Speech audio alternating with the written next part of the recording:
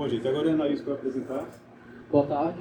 Eu vou falar sobre algumas técnicas de visualização. Eu vou falar sobre escalonamento multidimensional e mapeamento isométrico, MDF isométrico. Vou começar propondo um estudo de casos. Então, eu escolhi aqui essa base de dados da European, uma base livre, é da cidade de Budapeste, da Hungria. Cada linha dessa tabela ela representa uma amostra das condições climáticas do tempo atmosférico de um determinado dia ou período de tempo coletados ao longo de vários anos. Eu peguei 1000 dados, então são 1000 amostras, e cada amostra, como podem ver, é composta por 8 características, só que além dessas 8 características, a gente pode adicionar mais uma coluna, que seria a ocorrência ou não de precipitação de chuva naquele dia. Então, a gente tem uma base com 8 dimensões. A pergunta é, como a gente vai conseguir exibir uma única imagem conjunto com 8 dimensões? Aqui eu proponho algumas possíveis soluções. A primeira seria entrar em um buraco negro e viajar para um espaço de dimensão superior, porque daí a gente contornaria essa limitação de nossa dimensão, né, de apenas 3 dimensões. Mas ninguém nunca fez isso, então não é uma opção muito viável. A segunda seria perguntar a esses caras do YouTube que colocam essas músicas 8D, só que não me parece uma opção muito inteligente. Aí a gente acaba na última opção, que é representar cada conjunto de dados, ou cada amostra, um ponto em um espaço hiperdimensional. E a partir desse conjunto de pontos, a gente utiliza alguma técnica para reduzir as dimensões para um espaço de dimensão 2 ou 3, que é mais útil, né, para visualização, e a partir daí a gente consegue visualizar as características do conjunto. Primeiro eu vou falar um pouco sobre o MDF, escalonamento multidimensional, e a ideia básica dele: primeiro, a gente extrai as distâncias euclidianas em linha reta entre todos os pontos das amostras. Por exemplo, eu usei 1000 amostras, então a gente vai conseguir uma matriz com 1000 vezes 1000 de distâncias. O segundo passo seria gerar N pontos, ou seja, 1000 pontos aleatórios em um espaço com a dimensão alvo. Nesse caso, eu usei um espaço de dimensão 2, e cada ponto desse espaço está ligado a um dos pontos do espaço de entrada dos dados originais. A partir desses pontos, o que a gente faz é ajustar as distâncias de forma que as distâncias do espaço de dimensão menor sejam o mais próximas possíveis das distâncias do espaço de origem, de entrada. A gente faz isso com atração, repulsão, a gente utiliza um gradiente estocástico. Fazendo esse processo para os dados da base que eu utilizei, a gente consegue essa figura, esse gráfico, onde os pontos em vermelho representam a ocorrência de precipitação e os pontos em azul representam a não ocorrência de precipitação. Então a gente consegue ver que houve uma boa separação utilizando o MDS, ou seja, a gente pode concluir que o manifold que gera esses dados seria linear. Só que o MDS ele tem algumas limitações. Uma das limitações é quando a gente trabalha com espaços com dimensões muito grandes, porque as distâncias euclidianas acabam não funcionando tão bem quanto em espaços de dimensões menores. E outro problema é quando a gente tem dados que são distribuídos em manifolds que não são lineares. Por exemplo, a gente tem um rolo suíço e a distância linear não vai respeitar as características do objeto, do contorno, da superfície. Então, para tentar contornar esse problema, a gente tem vista a técnica de mapeamento isométrico ou isométrico. Basicamente é o isométrico, só que no lugar das distâncias euclidianas são usadas distâncias geodésicas. O conceito de distância geodésica é simplesmente as distâncias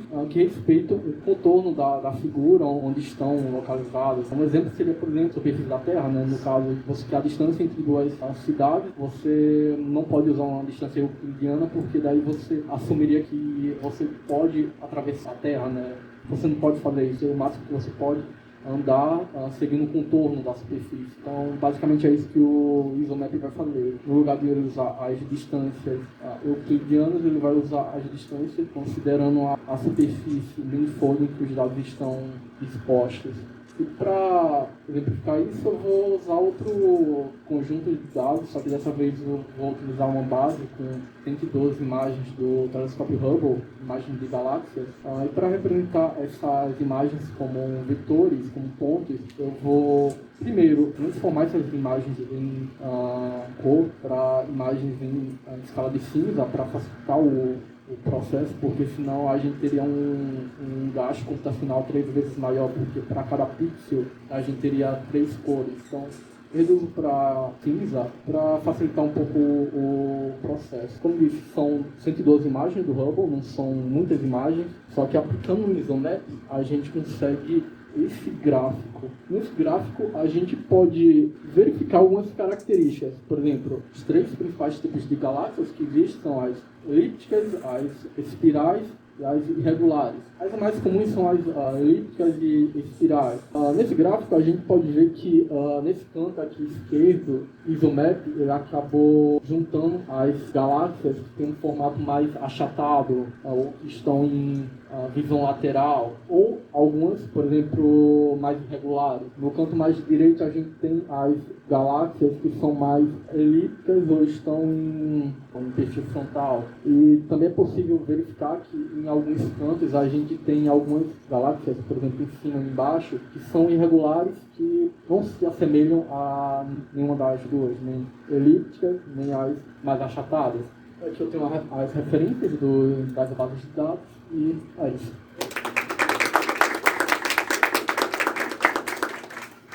E aí, gente, perguntas? Onde sabe graças por Uns pontinhos tem? é, Porque, na verdade, tem várias realizações das suas coisas. Eu acho que a clássica, que foi usada no artigo de 2000 lá, do IsoMap, Eu acho que tem 1000 pontos.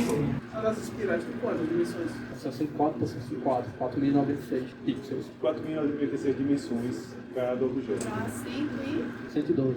Aí você tem um desbalanço enorme entre a dimensão do espaço e a quantidade de pontos. Né? Sim, e é possível ver que não está bem separado, né? Tipo, por exemplo, aqui no canto a gente tem uma espiral que ela meio que ela foi colocada de lado, ela não se ajustou bem a nenhuma, só que na verdade a gente sabe com a espiral que ela deveria estar ali junto com essa daqui mais. Sim. Anaís, você pode, por favor, colocar no slide anterior? Tá. O IsoMap, ele se propõe a melhorar essas duas coisas ou só de baixo? O principal é o de baixo, é a questão dos manifolds não lineares. Como o IsoMap ele vai utilizar distâncias geodésicas, então ele vai respeitar o formato, o contorno do... Então a diferença do IsoMap para o MDS é, no caso, de respeitar a topologia do manifold, que não é linear. Isso.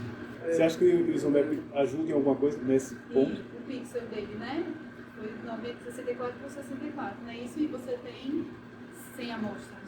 Imagine no espaço 64 por 64 jogar 100 pontinhos lá. É um espaço praticamente vazio, porque ele tem 4.000 e tantas dimensões, 4.096 dimensões, e só tem 100 e poucos Cento e pontinhos poucos nesses pontinhos, 4.000, como é que é quase nada, né? E aí você disse que você usou o IsoMap, tem alguma conexão, você vê alguma conexão entre o IsoMap e a necessidade de compensar essa espacidade do espaço, o fato do espaço estar muito vago. O IsoMap ajuda em algum sentido? Eu acredito que não. Eu acredito que entre MDS e IsoMap, nesse caso, não faria muita diferença, porque os pontos estariam ou muito próximos ou muito afastados, então a questão de distâncias, de encontrar os vizinhos próximos para obter os contornos ou do manifold acabaria sendo prejudicado. A não ser que esse espaço de 4.096 dimensões fosse falso. Digo, pode ser que o espaço aparentemente tenha 4.096 dimensões, mas pode ser que não tenha, de fato, 4.096 dimensões. Você concorda comigo? Então, sim,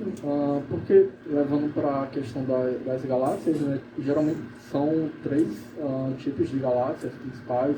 As elípticas, basicamente, elas só estão mudando o ângulo de visão que a gente está vendo, então uma dimensão. Aí tem as irregulares, que elas fogem ao todo padrão, e tem as elípticas, que meio que só vai ter uma dimensão fixa, porque ela só vai ser um círculo, um amontoado de estrelas, então, dependendo do ângulo que olha, não vai ter nenhuma mudança. Você coloca lá na imagem Das galáxias. aí, olhando aí, conseguiu separar alguma coisa? A gente consegue separar que no canto ali a gente tem mais galáxias, uma visão mais frontal, a gente está vendo o centro dela, está vendo esse braço. No canto aqui a gente tem algumas galáxias que estão mais achatadas, ou que tem umas um pouco irregulares, mas no geral são galáxias mais achatadas. E no centro a gente tem as elípticas. Então, dúvida, ele conseguir visualizar isso, não é um indício de que o manifold está na dimensão bem menor do que 64 eu por acho. 64? Claro. E corrobora o que você estava falando. Né? Basicamente é assim, cada imagem dessa é um ponto no espaço de 4.096 dimensões. Mas se você botasse ali no meio daquelas imagens a foto de um gatinho, a gente ia dizer, epa, essa galáxia aí tá estranha. Não seria possível. Embora essas galáxias, essas fotos sejam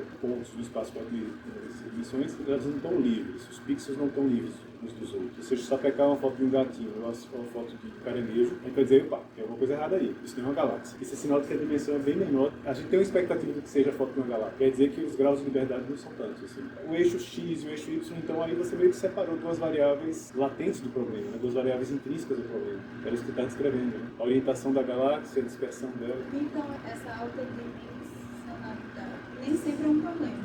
Se o manifold que estiver dentro dela tiver uma baixa dimensão.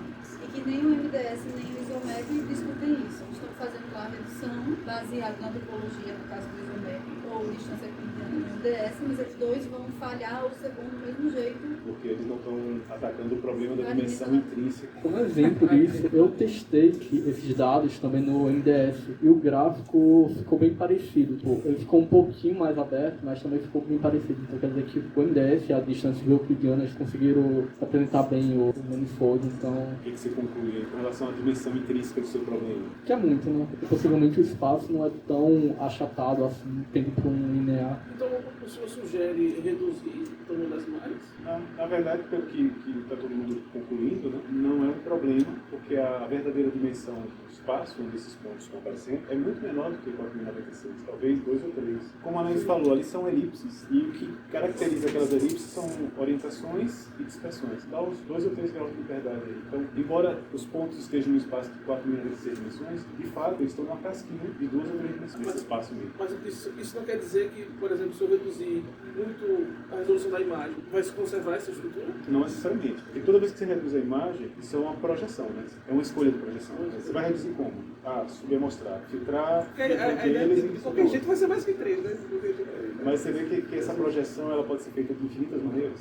Qual é a boa? Se reduzir a imagem preserva a topologia, depende de como você projeta. Então é melhor nem mexer na projeção até saber o que você está lidando. Né? Senão você destrói a estrutura. Em 3D, você tentou chegar a um padrão acontecendo. Então, o padrão é bem parecido, só que aqui a gente consegue separar bem os pontos, as galáxias. No 3D é a mesma coisa, só que no espaço tridimensional, com vários pontos em... Essa variável extra adicionada, você conseguiu ver alguma coisa acontecendo com as imagens das galáxias também? Não. Bom, acho que é isso, né? Muito obrigado, né? Obrigado.